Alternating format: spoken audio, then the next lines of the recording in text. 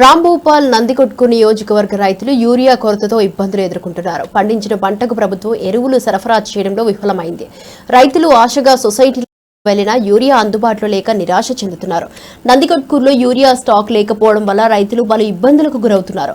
ప్రభుత్వం ప్రకటనలు చేసినప్పటికీ వరి చాలు కొరవడంతో రైతులు అగ్రికల్చర్ కార్యాలయాల చుట్టూ తిరుగుతున్నారు. పట్టణంలోని 2 ప్రభుత్వ సముదాయాల్లో మాత్రమే యూరియా అందిస్తున్నారని, ప్రస్తుతం రైతులు అందుబాటులో లేక ఇబ్బందులు పడుతున్నారు.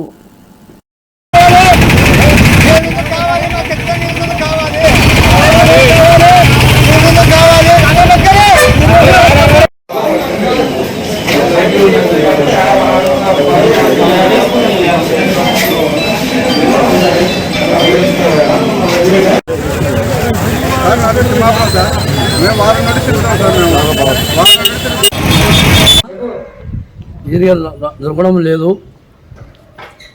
మందులు ఇబ్బంది పడుతున్న రైతులు చాలా ఆశపడుతున్న రైతులు అంటున్నారు.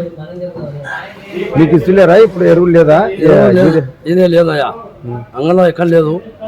ఇక్కడ గవర్నమెంట్ రైతులు అల్లాడుతున్నారు. సలహా ఏమంటే ఇప్పుడు మనం నాణ్య యూరియా బస్తాలు దొరకట్లేదని చాలా మంది రైతులు ఇబ్బంది పడుతున్నారు. కానీ ఆ నాణ్య బస్తాల కంటే నాణ్య యూరియా వాడడం ద్వారా చాలా మేలు జరుగుతుంది. ఒక బస్తా ఎట్లా పనిచేస్తుందో అలా నాణ్య యూరియా కూడా పనిచేస్తుంది. ఇంకోటి ఏమంటే మనం యూరియాలు ఎక్కువ వాడడం వల్ల భూమి చెడిపోయి భూమి రంగరంగరంగా పంటలు పండకుండా అయిపోతుంది. మన భవిష్యత్తు తరాలకు మనం మంచి భూమి ఇవ్వాలంటే యూరియా వాడకం అనేది తక్కువ చేయాలి. అది ఆల్రెడీ కేంద్ర రాష్ట్ర ప్రభుత్వాలు ఎన్ని విధాలుగా చెబుతున్నా రైతులు దాన్ని పట్టించుకోవట్లే. ఇప్పుడు రైతులు ఏం చేస్తున్నారంటే కంపారిజన్ చేసుకుంటారు. ప్రతి పక్కన రైతులతో కంపారిజన్ చేస్తున్నాడు.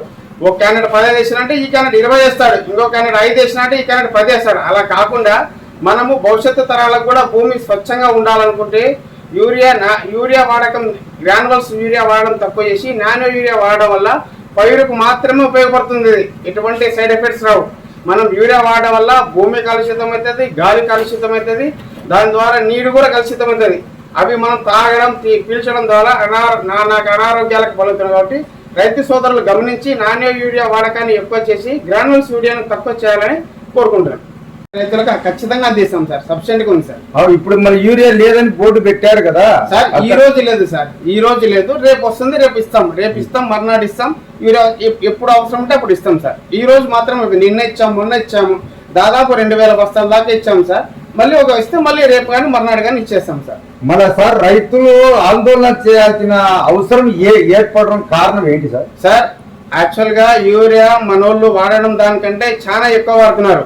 గవర్నమెంట్ కూడా యాక్చువల్ గా యూరియా బస్తాలు గ్రాన్యువల్స్ కాకుండా నానో యూరియా వాడమని చెప్తుంది సార్. నానో యూరియా వాడడం వల్ల భూమి గాలి కలుషితం కాకుండా ఈ పైరుకు మాత్రమే ఒక బస్తా యూరియా కన్నా ఒక బాటిల్ యూరియా చాలా బాగా ఉపయోగపడుతుంది. కాబట్టి రైతు సోదరులు దీన్ని గమనించి యూరియా గ్రాన్యువల్స్ బదులు బాటిల్ వాడడం వల్ల చాలా మంచి లాభాలు ఉంటాయి. వాళ్ళకు భూమి కలుషితం కాదు, నీళ్ళు కూడా కలుషితం కాదు సార్. కాబట్టి యూరియా బదులుగా నానో యూరియా వాడాల్సిందిగా కోరుచున్నాం సార్. అప్పుడు కొడతారా సార్?